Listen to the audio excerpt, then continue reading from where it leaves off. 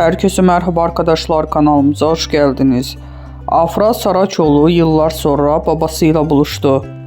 Başarılı oyuncu Afra Saraçoğlu uzun yıllar sonra babası Uğur Saraçoğlu ile barışık ilişkilerini yeniden kurdu.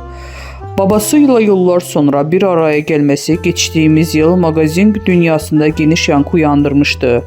Uzun bir süre babasız büyüyen Afra Saraçoğlu eski kırgınlıkları geride bırakarak babasıyla buluştu.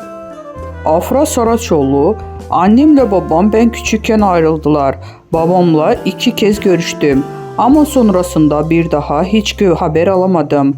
Artık onunla görüşemem çünkü üzerimde hiçbir emeği yok. Babasız büyümeyin en iyisini ben bilirim." Bu açıklamalardan sonra Saraçoğlu'nun babasıyla olan uzak ilişkisini gözler önüne sermişti.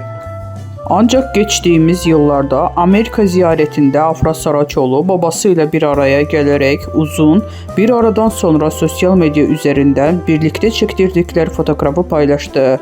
Bu barışma takipçileri tarafından olumlu bir şekilde karşılanmıştı.